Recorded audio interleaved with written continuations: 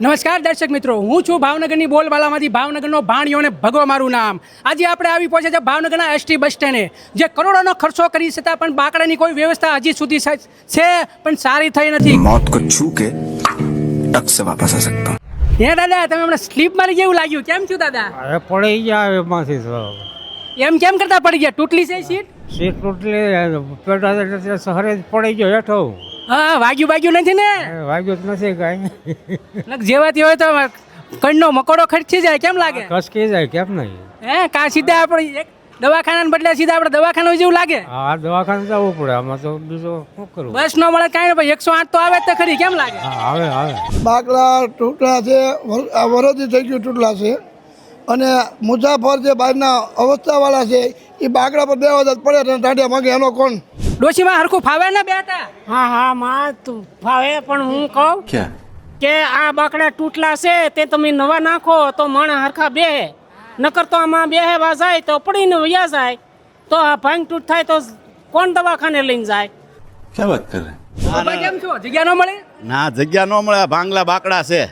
रुको जरा सबर करो, बोला धक्का बुक्की नहीं करने का. તો આમ ઘોડીમાં તમને જગ્યા મળવી જોઈએ. આમાં ક્યાં બેવું બાકડા?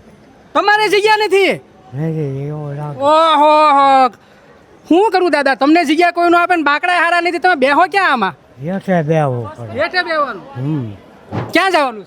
ક્યાં નહીં, ભાવનગરનો ચૂપ જોવા આવ્યો તો. જોવા આવ્યા હતા? બાકડા જોવા આવ્યા હતા? હા, કેવા છે? હું એવું માનું કરોડો રૂપિયા સરકારે વાપર્યા છે કે બગાડ્યા છે ખબર નથી પડતી. અને ખાસ કરીને ભાવનગર એસટી બસ સ્ટેન્ડમાં લગભગ બાકડાઓ તૂટી ગયા છે, એટલે લોકોને સામે દાદર પાસે બેસવું પડે છે. અને ખાસ કરીને હું એવું માનું લગભગ બાકડાઓ તૂટી ગયા છે. અને ખાસ કરીને મસ્ત મોટા પંખાઓ નાખ્યા છે. બહુ સારી વાત છે, અત્યારે ચાલુ છે.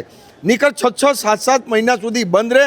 અને રિપેર કરાવવો હોય તો બેંગ્લોરથી એન્જિનિયર આવે ને રિપેર કરે, એટલે 20-25 દિવસ સુધી આ પંખાઓ પણ બંધ રહે છે. આ ખરેખર દુઃખદ અને ખરાબ શરમજનક ઘટના કહી શકાય કે જ્યારે માત્ર વિકાસની નામો કરતા હોય, વિકાસના નામે લાખો કરોડો રૂપિયા બગાડતા હોય અને લોકોને બેઠવા માટેના બાકડા જે ત્યાં આગળ આવીને શાંતિથી બેસી શકે અને પોતાના પર્યટન સ્થળોથી જઈ શકે, જો ત્યાં બેસવાની વ્યવસ્થા પણ આ સરકાર ન કરી શકતી હોય, ખાસ કરીને જોઈએ તો હજી હમણાં જ તે લોકાર્પણ થયું છે.